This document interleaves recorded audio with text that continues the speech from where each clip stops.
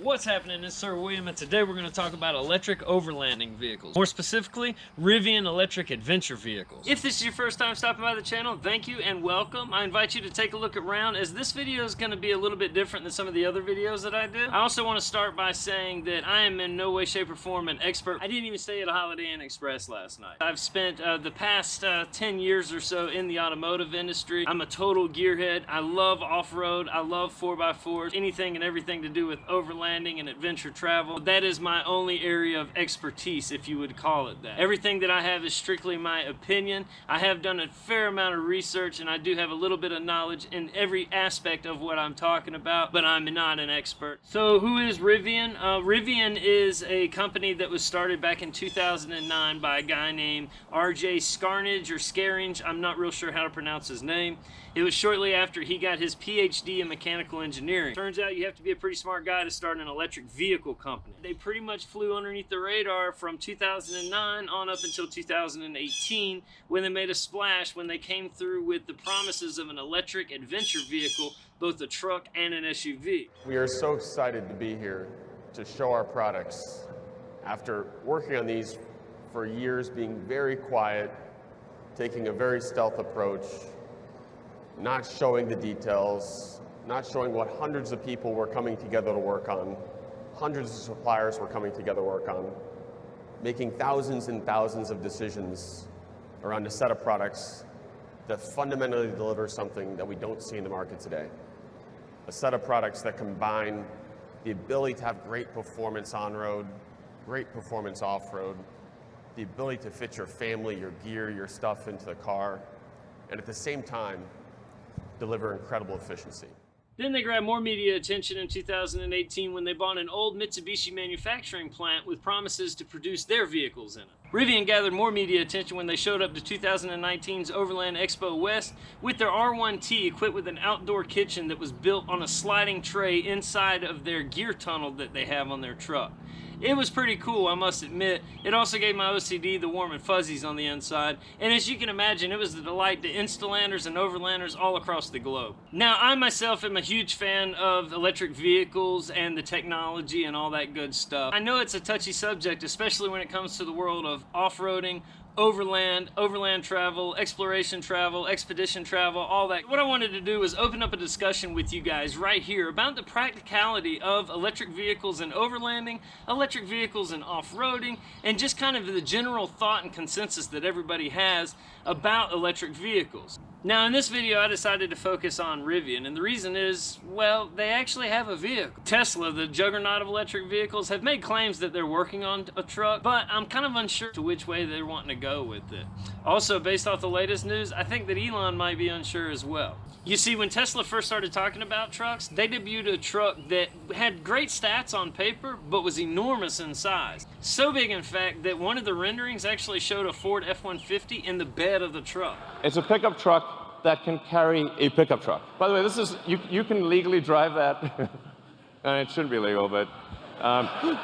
It was also first rumored that this truck had a price tag of somewhere around $100,000. Now, that's recently changed. With a couple weeks ago, Elon Musk made an announcement that the new truck would have to be around $50,000. I don't know how they're still going to maintain these enormous stats that they had with the old truck, also the enormous size, and make it $50,000, so I'm guessing that maybe they're talking about two different trucks. They also recently announced that the head of their autopilot program just left the company. So I'm not real sure what's going on over there at Tesla, but ultimately they still don't have a truck for us to take a look at. Now, Bollinger, another company in the EV world, has also produced a production-ready vehicle. With its throwback design and lack of amenities that we've come to know and love, like, you know, power windows, power locks, and even airbags, I think that this is going to be an extreme niche vehicle that's probably not going to sell a whole lot of units. Although it is a pretty cool design for like an all-terrain recreational type vehicle, I think. So this leads me back to Rivian, who's been parading around the country with their production intent R1T, the truck version, and even taking deposits promising folks that by 2020 they would have their vehicles.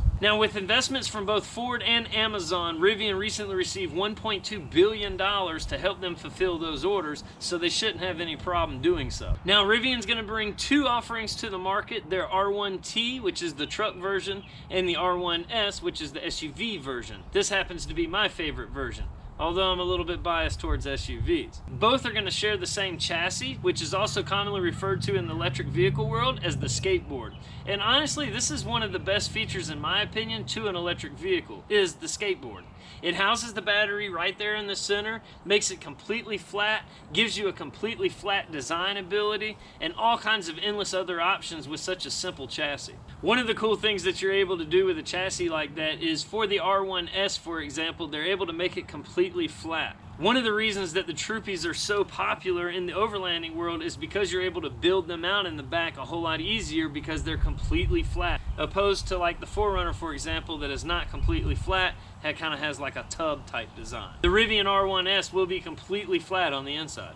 So the interesting thing about both the Rivians is that they come equipped with 4 independent motors, which is going to give them all-wheel drive all the time. Also, you know what else you eliminate the need for when you have 4 independent motors? Lockers. There is absolutely no need for lockers whenever you can control each wheel independently.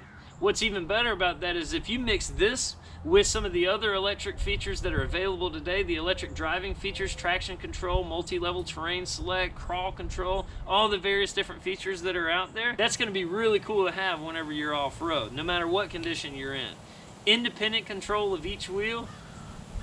Come on now. Typically, anytime that you mention to the overlanding crowd or the off-road community anything about an electric vehicle, the first thing that somebody says is some kind of snarky comment about water crossings. It seems real logical to be concerned about batteries and electric motors being submerged in the water, right up until you think about the fact that they've been making electric submarines since the late 1800s. The R1T and the R1S both give you 36 inches of water forging capabilities, and realistically anything more than 3 foot is just not my cup of tea. I don't know about you guys, but thousands of miles away in some kind of rural overland situation that's hundreds of miles away from service, I'm not really interested in going anything more than 3 foot of water. Plus, anything more than 3 foot, I mean, realistically it's a buoyancy issue at that point. I think it's just whether or not you're going to float or not, right? So the next thing that your internal combustion compadres are going to hit you with is something about, ooh, the range, or the charging time, I've got to sit around and wait. Well, you're right. So the range, let's talk about it. The range, you can get up to 400 miles. Now, I can get somewhere around 300 miles or so in the 4Runner, but whenever I'm off-road, that varies greatly. Somewhere around 240, maybe 250, something like that. That being said, I'm interested to see how the Rivian's going to react whenever you put it uphill, downhill, different things of this nature. Granted, it's not going to be sitting there running like an internal combustion engine a lot of the times. I'd be real interested to see how that affects it. Also, if they could incorporate something like regenerative braking that charges the batteries, I think that would be really cool, but I don't know that they have that yet. Now, as far as sitting around waiting for it to charge, I haven't really been able to verify the charge times. I heard a stat that said something about, you know, you could get it halfway charged up, which would lead me to believe 200 miles on a 400-mile range for somewhere around 30 minutes.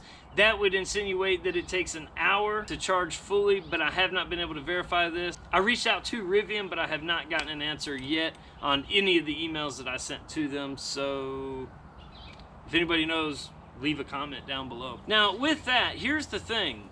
Everybody thinks that we're just going to have to pull over to these gas stations on the side of the road and plug this thing in and wait for an hour or however long it takes to charge it up. I would guess that these companies are going to try to keep it somewhere at around an hour or less, ideally. You know, the only reason we stop at gas stations is because, well, we don't have gas at home. Now, if you're able to just stop and plug this thing up anywhere and wait 30, 45 minutes to an hour for it to charge, like, say, a Starbucks, for example, or a Walmart, or any other place that'll let you use their electric outlet. Open your mind to think a little bit more broader than having to stop at a gas station and wait around for an hour, and just think about it as having to find something with power to wait around for. I don't know that it's any better or worse than what we're currently dealing with right now. I think that it's just something different than what we're currently doing right now, and perhaps that's the reason most people aren't really for it. If they could hook up with Tesla, which Tesla has talked about wanting companies to do this, if they could hook up with Tesla though on their, you know, fast charging network that they have,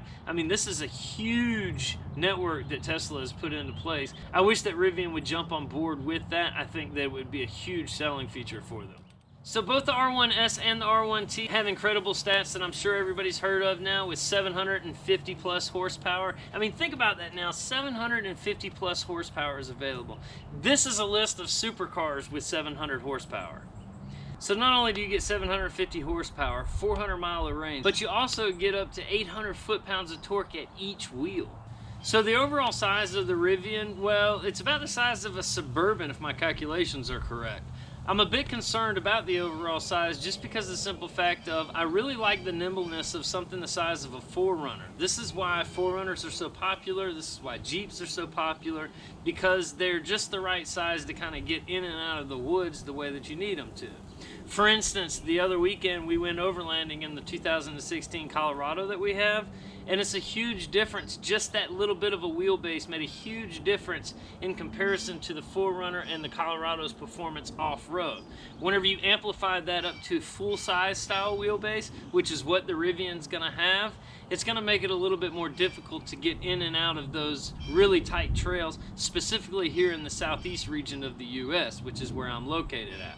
Now, out west where the trails seem to be a little bit more open and don't really have as much tree cover, this might not be that big of an issue. Another thing that Rivian made mention of is the fact that their vehicles can go at a 45-degree angle.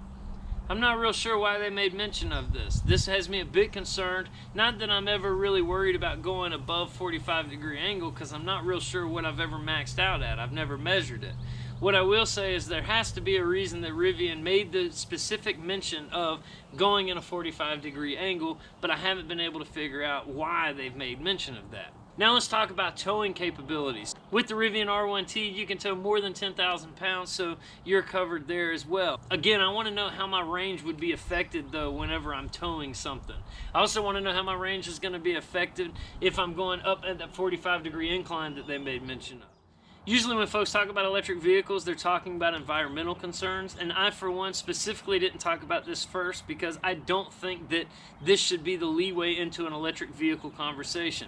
Quite honestly, I think that there are far too many variables at play to make the determination on which one is better for or worse for the environment. We simply just don't know, and with all the variables involved, I really don't think that anybody can make that determination as of right now. So, are electric vehicles practical for an overlanding and off-road application? I think that they are. I think that we should definitely pay attention to them. I think that everyone should keep an open mind to electric vehicles. And as we get better and better at things like producing electricity with solar, harnessing the electricity with batteries, this technology is only going to get further and further improved, and it's going to get better and better and better. I wouldn't necessarily mind not having to deal with internal combustion things like oil and gas.